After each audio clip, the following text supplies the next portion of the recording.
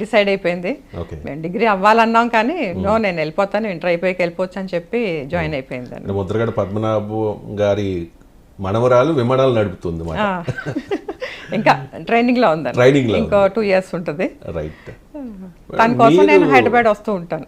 మీరు ఎక్కడ చదువుకున్నారు? మీ విద్యాభ్యాసం ఎక్కడైంది? చిన్నప్పుడు నాన్నగారు మినిస్టర్గా ఉన్నప్పుడు హైదరాబాద్లో చదువుకునేవాళ్ళు అండి. తర్వాత షిఫ్ట్ అయిపోయిన తర్వాత పత్తిపాడు స్కూల్లో జాయిన్ అయ్యాను. ఇంకా త్వరగా పెళ్లి చేస్తారు. 10th మ్యారేజ్ అయిపోయింది. మా మావయ్య గారు మా డాడీ చాలా మా పెళ్ళికి ముందు నుంచి ఫ్రెండ్స్ అనమాట. సో వాళ్ళు డిసైడ్ అయ్యారు. వాళ్ళు డిసైడ్ అయిన వెంటనే స్కూల్ మానిపించారు. ఇంకా పెళ్లి చేస్తారు. 1-2 yearsకి ఇంకా అయిపోయింది. ఇంకా చిన్న వయసు కదండి, తొందరగా. అంటే మీరు చదువుకునే టైంలోనే మీ ఫాదర్ 2 times మినిస్టర్గా పనిచేశారు? మా చిన్నప్పుడు అండి. చెన్నారెడ్డి గారి క్యాబినెట్ లో పనిచేశారు. ఆ తర్వాత ఎన్టీఆర్ గారు. ఫస్ట్ ఎన్టీఆర్ గారు, తర్వాత చెన్నారెడ్డి గారు. ఓకే. అంటే మీరు మినిస్టర్ గారు కుమార్తె అంటే అలా అనిపించేది. ఎలా అనిపించేది అప్పుడు? ఫీలింగ్ ఎలా ఉండేది మీకు? చిన్న వయసు మూలని పెద్ద తెలిసేది కాదండి. కానీ ప్రోటోకాల్ కూడా మాకేం ఉండేది కాదు. మేము మామూలు పిల్లలు ఎలా వెళ్తారో స్కూల్కి అలాగే ఉండేవాళ్ళం. మేము మినిస్టర్ గారి పిల్లలు అని కూడా ఎవరికి తెలిసేది కాదు. సెక్యూరిటీ కానీ ఇంకేం లేదండి. జస్ట్ అటెండర్ సైకిల్ మీద దింపేవాడు మనం స్కూల్లో. మాక్సిమం హాస్టల్లోనే ఉండేవాళ్ళం. ఎప్పుడైనా వచ్చి వెళ్తే మాత్రం ఇంకా అటెండర్ సైకిల్ మీద దింపడం అంతే తప్ప ఇంకా ప్రోటోకాల్ కానీ మినిస్టర్ గారి పిల్లలు వచ్చారని కానీ ఇంకా మా ఫ్రెండ్స్ కానీ ఎవరికి తెలియదు అని అసలు. ముద్రగడ పద్మనాభం గారు 1978 ఎమ్మెల్యే, రైట్? ఆ తర్వాత మంత్రిగా పనిచేశారు, కాకినాడ ఎంపీగా పనిచేశారు. అంటే రాజకీయాల్లో చాలామందిని చూస్తూ ఉంటాం కదా, ఒక్కసారి ఎమ్మెల్యే అయితే చాలు లైఫ్ సెటిల్మెంట్. కానీ పద్మనాభం గారి గురించి అంటే తెలియని వాళ్ళు అనుకునేది ఏంటంటే ఆయన వేల కోట్ల రూపాయలు సంపాదించేసుకున్నారు అనే ఒక ఇంప్రెషన్ ఉంది. నిజంగా అంత ఆస్తి ఉందా? లేదండి, చాలా లో ప్రొఫైల్ అండి. ఆస్తిగా ఏమీ సంపాదించలేదు. మాది ఉన్నది కూడా పోగొట్టారు తప్పించి, ప్రజల కోసం అంతా చేశారు తప్పించి మాకు సంపాదించాలి, వెనకాల వేయాలి అన్నది ఎప్పుడూ లేదండి. ఇంకేం చేసినా ప్రజలకు చెయ్యాలన్నదే ఆలోచన ఉండేది. రిజైన్ చేసి వెంటనే బిల్డింగ్స్ ఖాళీ చేసేసి, గెస్ట్ హౌస్ ఖాళీ చేసి వెళ్ళిన తర్వాత అప్పుడు రిజైన్ పంపించేవాళ్ళం. ఇంకా ఏదైనా సరే అంత పర్టికులర్గా ఉంటారు. ఇంకేదైనా ప్రజల కోసమే చెయ్యాలి అంతే. మా అన్నదమ్ములు కూడా ఇంకా ఎవరికి ఏం చెయ్యాలని మాత్రం ఎప్పుడూ లేదా. రాజకీయాల్లో సంపాదించి ఏమీ లేదా. అదే మీరు ఏంటంటే తగలేసింది అంటారు కదా, తగలేసింది తప్ప రాజకీయాల్లో సంపాదించింది లేదు. అంటే మీ ఇంటికి వచ్చిన వాళ్ళు అంటే పార్టీలకు అతీతంగా, కులమతాలకు అతీతంగా రోజు ఒక 100 మంది అలా వస్తూ ఉంటారు. తిరునాళ్ళ రోజు అక్కడ ఒక హడావుడి కనిపిస్తూ ఉంటుంది.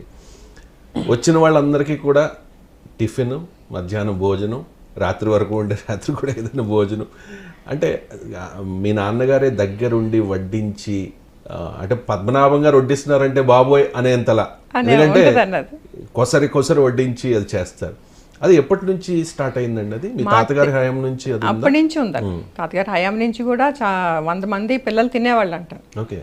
బయట స్కూల్ పిల్లలంతా వచ్చి ఇక్కడ తినేసి వెళ్ళేవాళ్ళు అండి మా తాతగారి టైం. తాతగారు మున్సిపల్గా కూడా పనిచేశారు? ముత్తాతగారు అండి. మా తాతగారు కూడా 2 సార్లు ఎమ్మెల్యే చేశారు. ఓకే. ప్రతిపాడు ఎమ్మెల్యేగా. తర్వాత నాన్నగారు.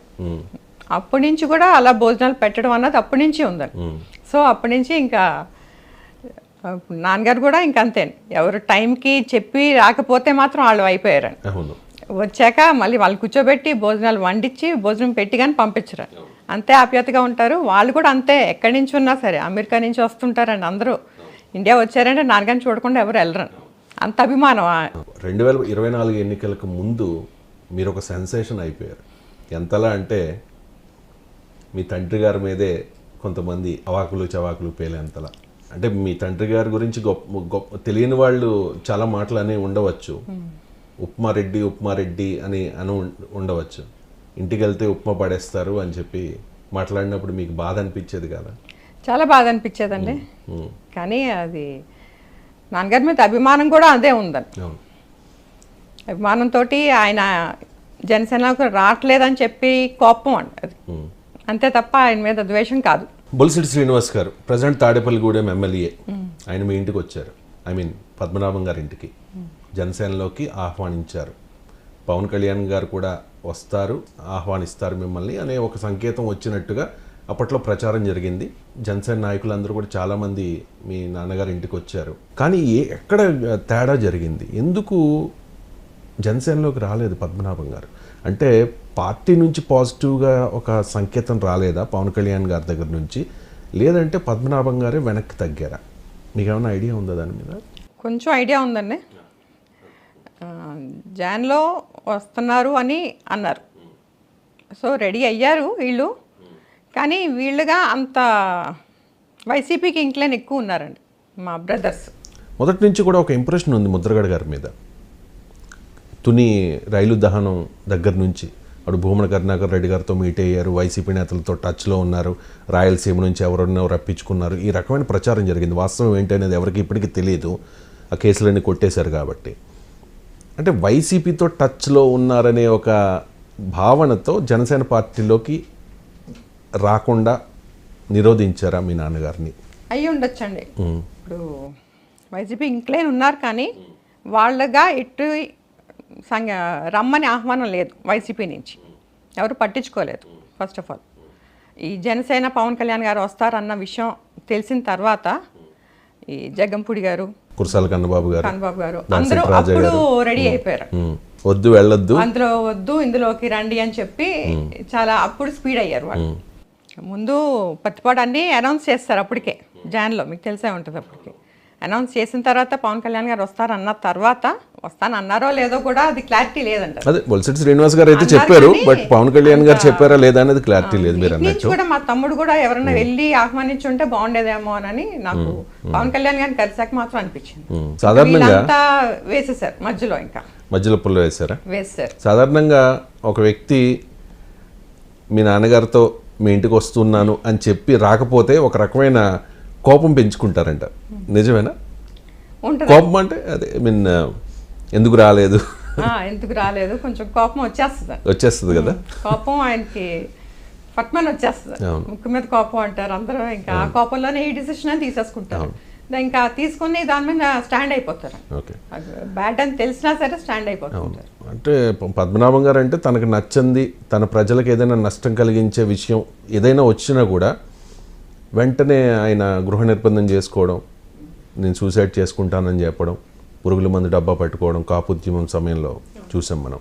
అంతకుముందు కూడా ఒకసారి పిస్టల్ ఎలా పెట్టుకుని ఎవరో లోకల్గా ఉన్న ఏదో ఎలక్ట్రిసిటీ రిలేటెడ్ దీక్ష అన్నది. అవును, అంటే అటువంటి మైండ్ సెట్ చాలా టిపికల్ మైండ్ సెట్. కానీ మీ ఫాదరు అంటే అంత టఫ్గా ఉండేవారా పిల్లలతో కూడా, ఇంట్లో వాళ్ళతో కూడా, గిరి బాలు మీతో కూడా? కొంచెం టఫ్గానే ఉంటారు. ఆయన డిసిషన్ తీసేసుకుంటారంటే ఇంకా మాకు చాయిస్ ఉండదు. ఇంకా చాయిస్ ఉండదు అంటే పిల్లలు ఇష్టం లేదండి, తీసేసుకుంటారు. అది అవి మీకు ఎప్పుడైనా ఇబ్బంది కలిగించాయా? అంత ఇబ్బంది కొంచెం అనిపిస్తాయి కదండి. ఇప్పుడు ప్రతి దానికి దీక్ష